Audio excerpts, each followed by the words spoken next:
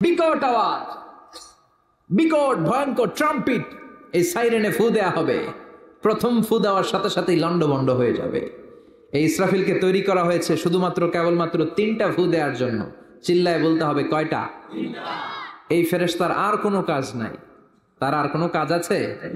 ঠিক যে মুহূর্তে, এখন আমার ঘড়িতে বাজে 9:50, রাত 9:50, ঠিক এই মুহূর্তে যখন আমরা তাফসীর শুনছি, ঠিক এই মুহূর্তেও ইসরাফিল ফেরেশতা সিংহাটাকে 2 ঠোঁটের মধ্যে লাগিয়ে আল্লাহর আরশের দিকে তাকিয়ে আছে। ওই যে সৃষ্টি শুরু থেকে তাকিয়ে আছে, আজ অবধি তাকিয়ে আছে। যখনই গ্রিন সিগন্যাল আসবে, মুহূর্তেই শুরু হয়ে যাবে আল কারিআ মাল ওয়া মা আদরাকা মাল। আমাদের সবকিছু হয়ে যাচ্ছে শো অফ, মাহফিল হয়ে যাচ্ছে শো অফ, আলোচনাগুলো হয়ে যাচ্ছে শো অফ, লোক দেখানো ভাব। অন্তরে ইখলাস নাই, আল্লাহর প্রতি দরদ নাই, স্রষ্টার প্রতি অগাধ বিশ্বাস আর ভালোবাসা নাই। আমাদের ডে টু ডে লাইফের চিত্র যদি আমরা খেয়াল করি, তাহলে দেখব our spirituality is going down, our লিল্লাহিয়াত ইখলাস ইজ গোয়িং ডাউন। আমাদের ইখলাস যাচ্ছে নিচের দিকে, মানে কমছে, ডিক্রিজিং ডে আফটার ডে। কিন্তু our greed, our jealousy, our arrogance, আমাদের অহংকার, আমাদের ক্ষমতার প্রতি লোভ, আমাদের হিংসা, এগুলো দিন দিন উপরের দিকে যাচ্ছে। চিল্লা এখন ঠিক কিনা? এই তাফসীর মাহফিলগুলোর মূল উদ্দেশ্য হচ্ছে আমাদেরকে রাইট ট্র্যাকে নিয়ে আসা। We should come back to the right track. Train যদি লাইনচ্যুত হয়, অ্যাক্সিডেন্টের সম্ভাবনা আছে না নাই? লাইনচ্যুত হয়ে গেলে রেল কর্তৃপক্ষ এটাকে এসে আবার লাইনে তুলে দেয়, ঠিক কিনা? আমরা শয়তানের ওয়াসওয়াসাতে প্রায় লাইনচ্যুত হয়ে যায়। এই তাফসীর মাহফিলগুলোর উদ্দেশ্য হচ্ছে আমাদেরকে আবার লাইনে তুলে দেয়া। আলহামদুলিল্লাহ কোন? এই জন্য সময় নষ্ট করে, যে সময় ব্যয় করে যে আমরা এসেছি, আসলে আমরা শুরুতেই নিয়তটাকে খালেস করে নেই, যে আজকে আমরা যা শুনবো আমলের নিয়তে শুনবো, ইখলাসের সাথে শুনবো, নিজেকে পরিবর্তন করার জন্য শুনবো, আমার আখিরাতটাকে, আমার জান্নাতটাকে সুন্দর করার জন্য শুনবো। এরকম ওঠা বসা হচ্ছে কেন? ডানে বায়ে সামনে পেছনে, হ্যাঁ, ওঠা বসা করা যাবে? কথা বলেন।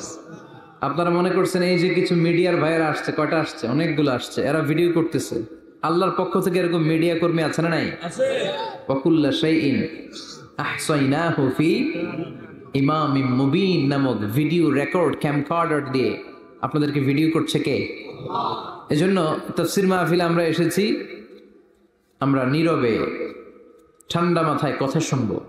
পিন ড্রপ সাইলেন্ট, পিন পতন নীরবতা হবে, কথা হবে না, ওঠা বসা চলবে না। বেশি সময় নিব না, যেহেতু 2 দিন ব্যাপী তাফসীরের প্রোগ্রাম, তাই না?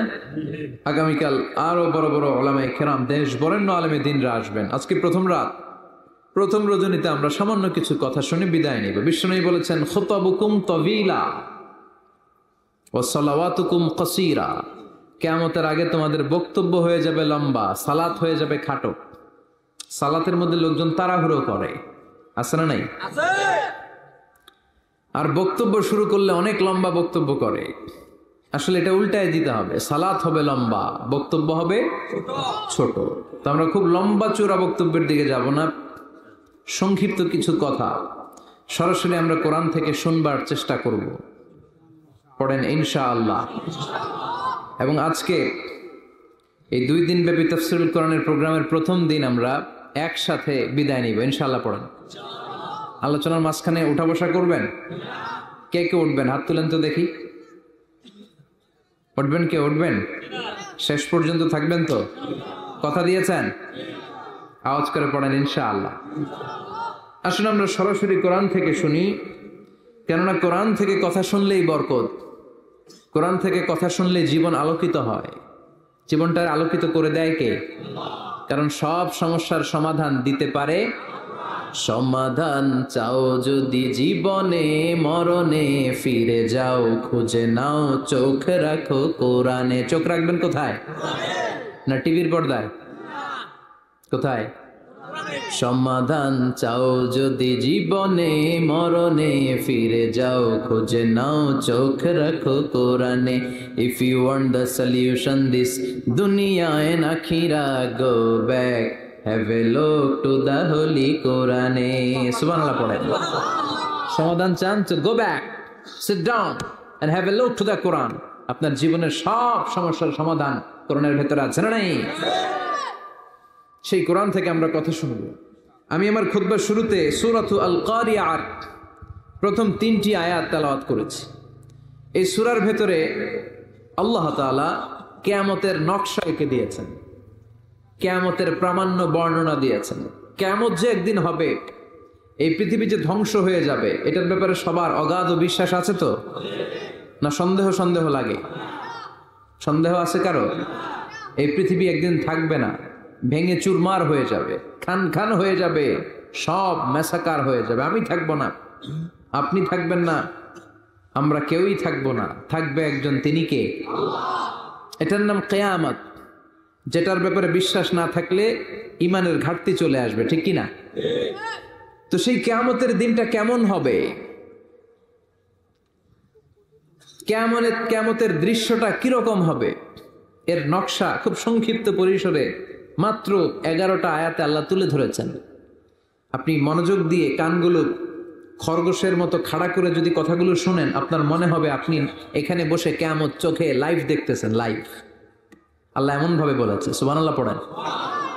তা আসুন আমরা সরাসরি কিয়ামতকে দেখে আসি। আসলে কিয়ামতটা কেমন বর্ণনা করছেন কে? আল্লাহ। সূরার নাম হচ্ছে সূরাতুল কারিয়া। কি নাম? আওয়াজ করে উত্তর দিতে হবে। সূরার নাম আল কারিয়া। চিৎকার মেরে বলেন, সূরার নাম কি? আল কারিয়া। এটা মাক্কি সূরা। কি সূরা? বিশ্বনবীর জীবনের 2টা পর্ব, একটা মাক্কি পর্ব আর একটা মাদানী পর্ব। এটা মাদানী পর্বে নাজিল হয়নি, এটা নাজিল হয়েছে মাক্কি পর্বে। এই সূরার আয়াত সংখ্যা 11। এটা কোরআনের 101 নম্বর সূরা। এটা আল কোরআন আল কারীমের 30তম পারায় অবস্থিত একটা সূরা। আমাদের অনেকেরই মাশাআল্লাহ মুখস্থ আছে না? ইমাম সাহেব নামাজে প্রায় পড়ে, অনেকেরই মুখস্থ। শুনতে শুনতে কবে যে মুখস্থ হয়েছে আমাদের নিজেরাও জানি না। সুবহানাল্লাহ পড়েন। কোরআনের ভেতরে খালি বরকত, এটার সাথে লাগলেই বরকত, মসজিদে গেলেই বরকত। মনের অজান্তে আমরা এই সূরাকে মুখস্থ করে ফেলেছি। কিন্তু এই সূরার ভেতরে যে আল্লাহ কোরআনের কিয়ামতের এত চমৎকার নকশা এঁকেছেন, এত প্রামাণ্য বর্ণনা দিয়েছেন, এটা আমরা অনেকে জানিই না। আসুন আমরা এই সূরার আলোকে দেখার চেষ্টা করি যে কিয়ামতটা কিরকম হবে। আল্লাহ একটা শব্দকে এই সূরার শুরুতে 3 বার উল্লেখ করে আমাদের দৃষ্টি আকর্ষণ করেছেন। আল্লাহ tried to draw our attention by mentioning 3 times a word, and that is al-Qari'ah. al-Qari'ah শব্দটাকে তিনি 3 বার উল্লেখ করে আমাদের দৃষ্টি আকর্ষণ করেছেন। একটা শব্দ 3 বার বললে মানুষের দৃষ্টি আকর্ষিত হয় না? যেহেতু এটা আরব দেশে নাজিল হয়েছে, আবার মক্কায়, মক্কার লোকেরা আরবি বুঝে, তাদেরকে প্রথম বলা হলো আল কারিয়া। তারা ফিরে তাকালো, কি আল কারিয়া? আবার বলা হলো মাল কারিয়া। কি মাল কারিয়া? আবার বলা হলো ওয়ামা আদরাকা মাল কারিয়া। আবার তারা ফিরে তাকালো। দৃষ্টি আকর্ষণের জন্য আল্লাহ তাআলা 3 বার এই শব্দটা বলেছেন। এজন্য এই শব্দের একটা সিগনিফিকেন্স, একটা গুরুত্ব, অর্থবহ একটা মানদণ্ড আছে না নাই? আল কারিয়া শব্দের অর্থ হচ্ছে বিকট আওয়াজ। আল কারিয়া মানে কি? কথা বলেন, আরো জোরে বলেন। বিকট আওয়াজ। এই বিকট আওয়াজটা তৈরি করার জন্য আল্লাহ তাআলা একজন ফেরেশতা তৈরি করেছেন, যার নাম হচ্ছে ইসরাফিল। নাম কি? আমাদের মধ্যে অনেকের নাম কিন্তু আমরা ইসরাফিল রাখি, তাই না? ইসরাফিল আছে না নাই? আজরাইল কিন্তু রাখে না কেউ, ডরে। কেন রাখে না? ভয় পায়। কিন্তু ইসরাফিল আছে, আমার পরিচিত অনেকে আছে ইসরাফিল। তো এই ফেরেশতার পা হচ্ছে জমিনেরও নিচে, মাথা হচ্ছে আকাশের উপরে। এই ফেরেশতার কাজ হচ্ছে ওই বিকট শব্দ তৈরি করা। উনি একটা সাইরেনের মধ্যে ফু দিবেন, হুইসেল দিবেন, ট্রাম্পেট। ওই ট্রাম্পিটে, ওই সাইরেনে, ওই হুইসেলে ফু দিলেই শুরু হয়ে যাবে আল কারিয়া। মাল ওয়ামা আদরাকা মাল এই ফেরেশতার দায়িত্বই হচ্ছে ওই বাঁশির মধ্যে ফু দেয়া।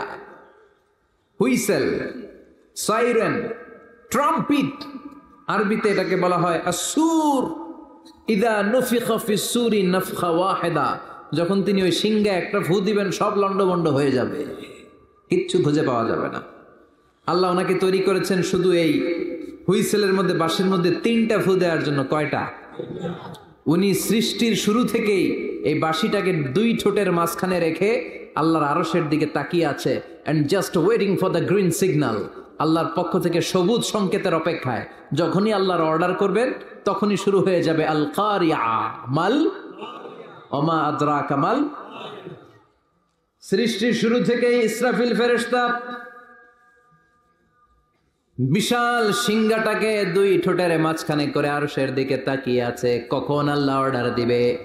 অর্ডার দিতে দেরি, ফুৎকার দিতে দেরি নাই, ঠিক কিনা? বিকট আওয়াজ, গগন বিদারী শব্দ, প্রচন্ড একটা সাউন্ড, জাইগান্টিক সাউন্ড, যে আওয়াজ, যে শব্দ কেউ শোনেন নাই। শুনছেন? পৃথিবীতে আপনারা কে সবচেয়ে বেশি আওয়াজের কিছু শুনেছেন? সবচেয়ে বেশি আওয়াজ আপনার জীবনে ঘটেছে কোন জায়গায়? কি দেখেছেন যে অনেক আওয়াজ হয় সেখানে? বলেন তো। হ্যাঁ, বজ্রপাত। বজ্রপাতের আওয়াজ আপনি শুনেছেন, বিকট আওয়াজ, তাই না? বজ্রপাতকে আঞ্চলিক ভাষা আপনারা কি বলেন? হ্যাঁ, ঠেড়া। ঠেড়া অনেক জায়গাতেই বলে ঠেড়া। নোয়াখালীতে বলে ঠেড়া হচ্ছে, হেতের উপরে আল্লাহ ঠেড়া হচ্ছে, আছে না নাই? তো এই যে ঠেড়া, বজ্রপাত, ইংরেজিতে বলে থান্ডার, আসলে এটার আওয়াজ বড় ভয়ঙ্কর, প্রচন্ড আওয়াজ। আচ্ছা, আর আপনি বলেছেন কি, গাড়ির চাকা যদি পাংচার হয়, হ্যাঁ এটা তো আওয়াজ হতে পারে। আমরা মাঝে মাঝে রাস্তায় চড়ি, আমরা দেখি ট্রাকের চাকা যখন পাংচার হয় আমরা লাফ দিয়ে উঠি, বিকট আওয়াজ হয়, ভয় পেয়ে যায়, এতে দুর্ঘটনাও ঘটে, ঠিক কিনা?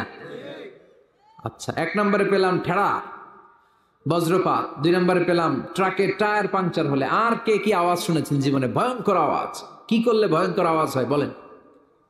হ্যাঁ, কি করলে? ও, ট্রান্সফরমার, ইলেকট্রিক্যাল ট্রান্সফরমার যদি ব্রাস্ট হয়ে যায় আওয়াজ আছে না নেই? পাওয়া গেল আরেকটা। আর কি আওয়াজ আছে? ককটেল মারলে, গ্রেনেড হামলা, বোমা মারলে, সিলিন্ডার ব্রাস্ট হইলে। আর আছে? হ্যাঁ,